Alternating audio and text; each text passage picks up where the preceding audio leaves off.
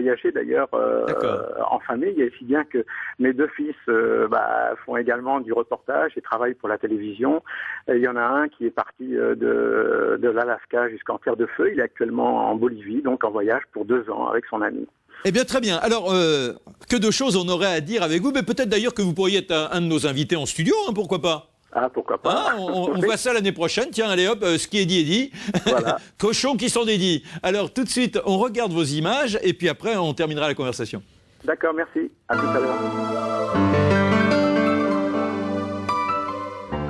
Imaginez un territoire grand comme la France, avec seulement 32 000 habitants, moins de 0,1% au kilomètre carré. Il vous reste alors de grands espaces et une nature sauvage. Vous êtes au Yukon. Situé au nord-ouest du Canada, à flanc de frontière avec l'Alaska, le Yukon est une région qui m'attire, comme elle l'a fait pour des milliers de pionniers autrefois.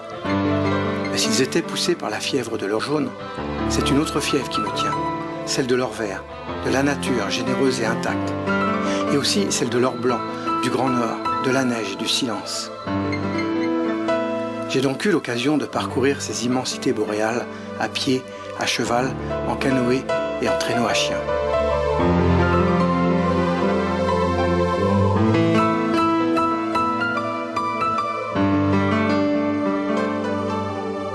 Whitehorse est la capitale du Yukon, avec près des 3/4 de la population du territoire.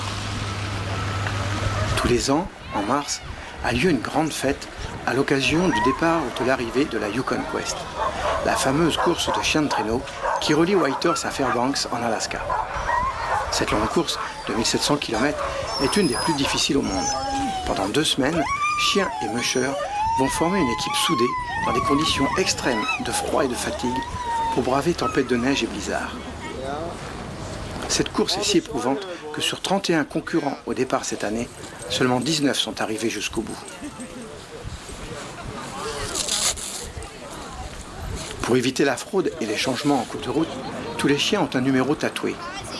Avant le départ et à chaque point d'arrêt, ils sont contrôlés par les vétérinaires qui mettent hors course les plus fatigués ou ceux qui présentent des troubles ou des blessures.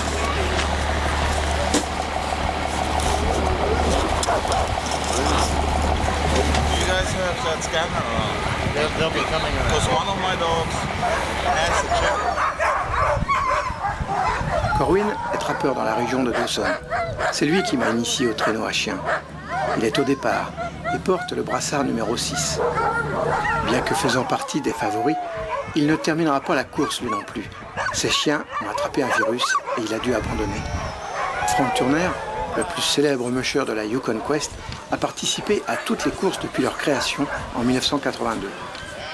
Souvent dans les premiers, il n'en a remporté qu'une.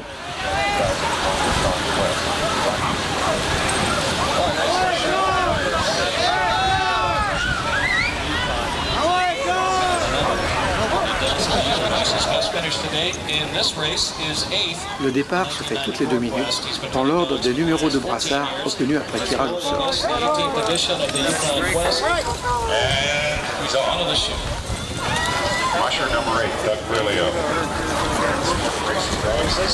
Hi, Zena. Hi. How are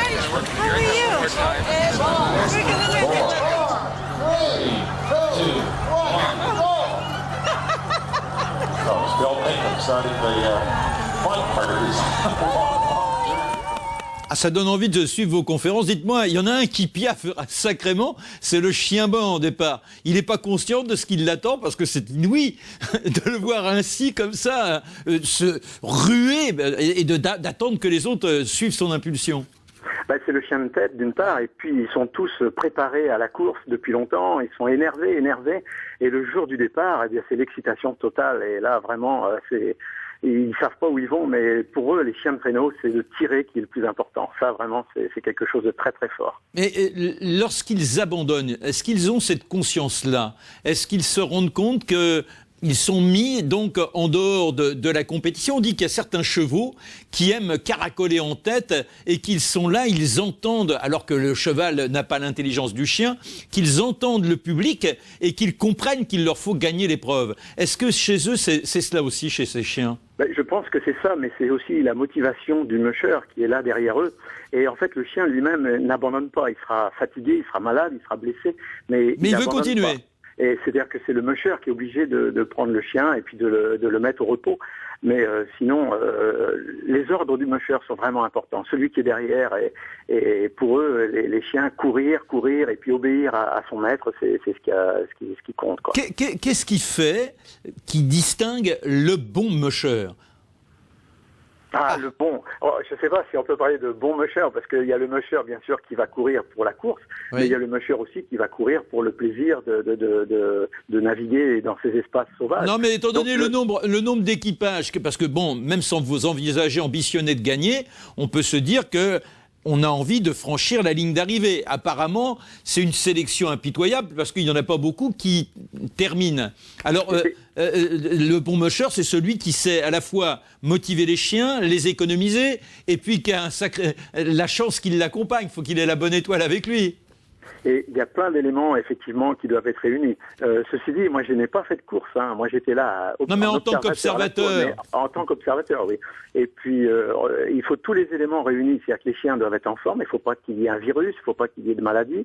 Il faut savoir doser leurs efforts. Donc, les chiens lui-même ne saura pas.